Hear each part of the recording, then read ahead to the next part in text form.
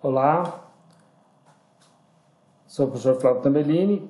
Vamos rever o exemplo 4 de convecção forçada interna, que é o escoamento em um tubo com temperatura na parede constante, regime laminar, ok? Dessa vez, corretamente.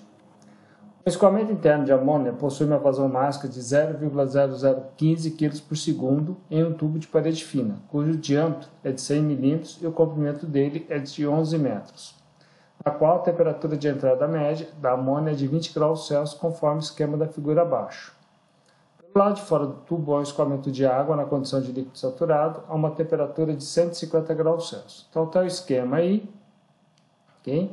A vazão máxima da amônia, por fora a água na condição de líquido saturado, temperatura de entrada é 20 graus Celsius, comprimento do tubo foi dado, nós vamos, uma das variáveis a ser encontrada é a temperatura na saída da amônia, tá?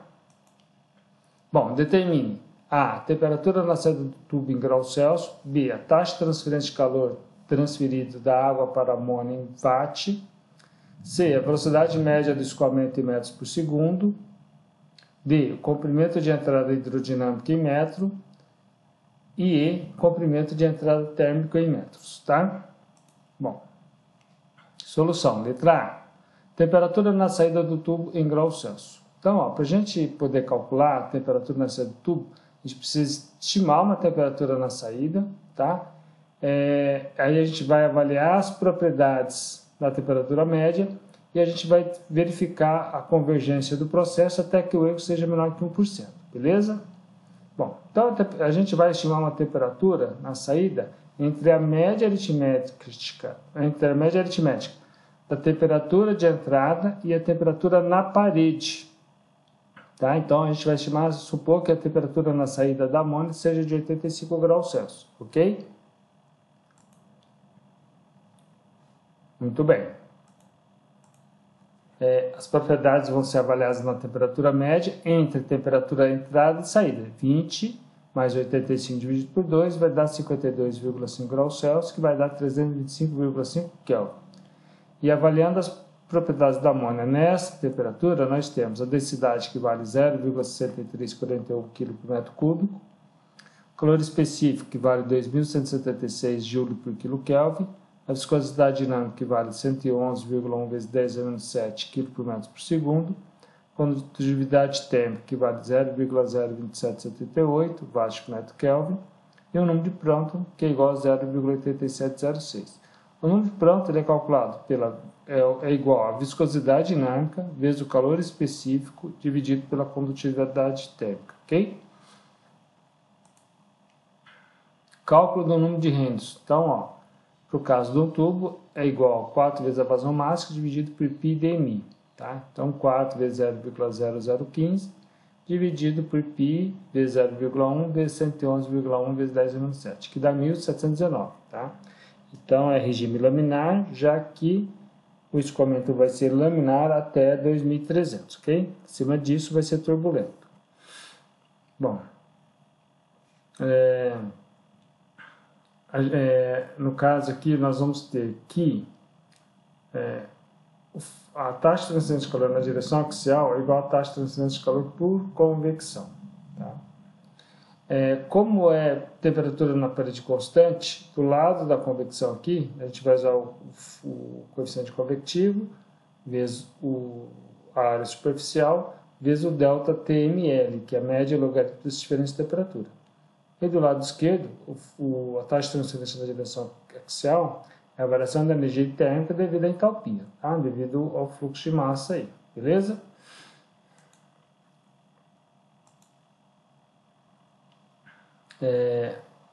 Lembrando que o ΔTml é a diferença de temperatura na saída menos a diferença de temperatura na entrada sobre o Ln dessas diferenças, tá? Na saída é a temperatura da parede menos a temperatura que sai, na entrada é a temperatura da parede menos a temperatura de entrada. O Ln dessas razões, tá? Rearranjando as duas equações, essa com aquela outra anterior lá, vai cair no perfil de temperatura para fluxo de calor constante. Para a temperatura da parede constante, tá? Então, nós temos aí as equações, ok? a temperatura que sai, menos a temperatura da parede, sobre a temperatura que entra, menos a temperatura da parede, é igual ao exponencial de menos o H, vezes o π, vezes o D, vezes o L, dividido por M ponto, né, que é a vazão máxima, vezes o CP.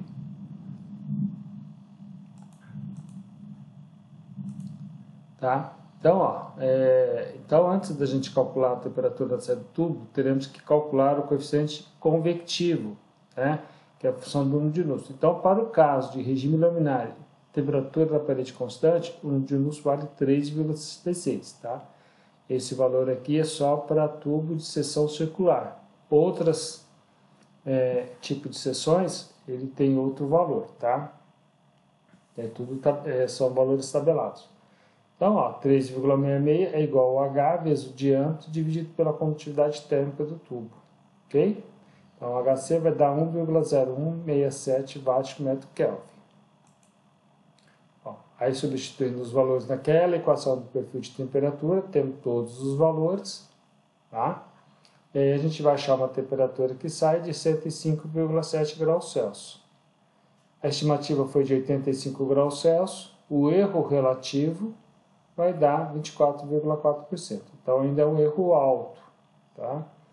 E aí, nós vamos adotar o novo valor da temperatura que sai para os próximos cálculos. Mas dessa maneira aqui, nós vamos calcular a temperatura média do fluido, que é a temperatura de entrada 20 graus Celsius, mais a temperatura que sai de 105,7 graus Celsius, dividido por 2. Tá? Que dá 62,9 graus Celsius, que dá 335,9 Kelvin.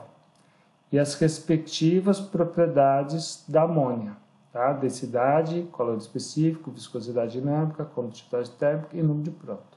Bom? Vamos calcular novamente o número de Reynolds, tá? Só que agora um novo número da viscosidade dinâmica. Tá? Então, o número de Reynolds agora dá 1.661. Nós vamos calcular o novo valor convectivo. Tá? O número de nus é o mesmo, 3,66, que vai mudar um pouquinho é a condutividade térmica. Tá? O novo valor do coeficiente convectivo é 1,0566. Tá? Watts por metro quadrado Kelvin. E aí a gente substitui de novo os novos valores na temperatura, perfil de temperatura, né, para o caso de temperatura da parede constante, e a gente vai achar a nova temperatura que sai de 107,3 graus Celsius. Tá? O erro relativo, em relação ao último valor, que foi 105,7, dá 1,51%. Então, nós vamos ter que fazer mais uma vez.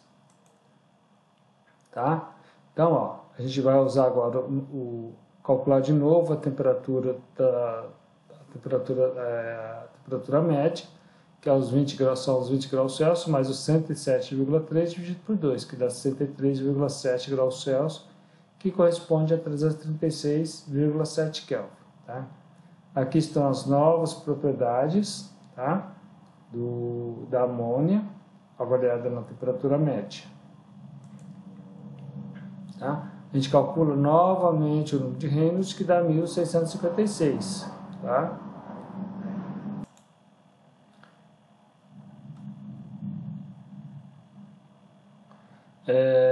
Vamos calcular novamente o coeficiente convectivo, o número de nus é o mesmo. Tá? Muda um pouquinho a condutividade térmica e o coeficiente convectivo agora está 1,0596. Tá?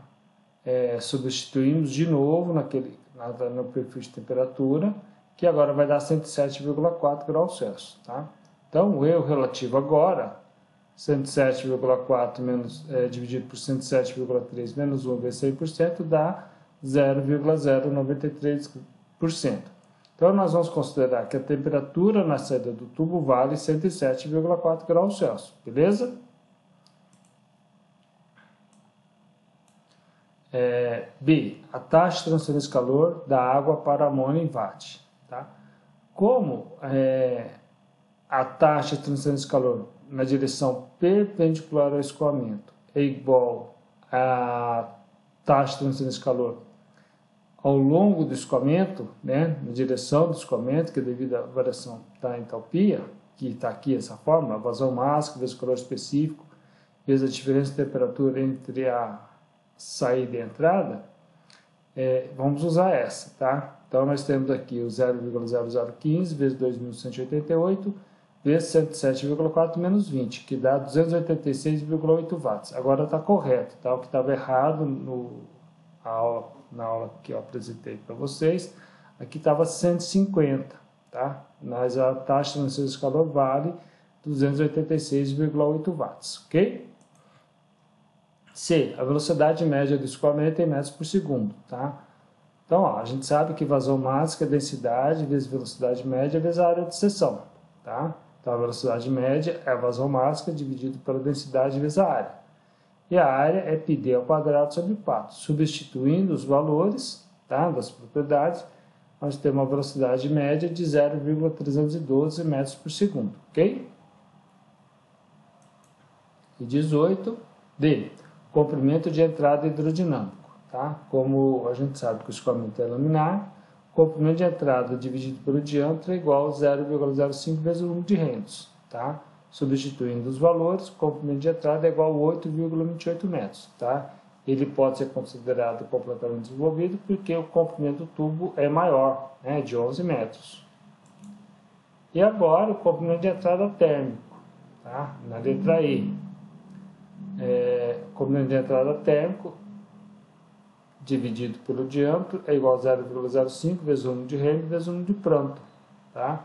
Substituindo os valores, o comprimento de entrada térmico é igual, aqui tem um T, tá? Que eu esqueci de colocar, vale 7,22 metros. Portanto, também pode ser considerado o escoamento completamente desenvolvido do ponto de vista térmico, tá? Então, tá aí o exercício novamente feito, beleza?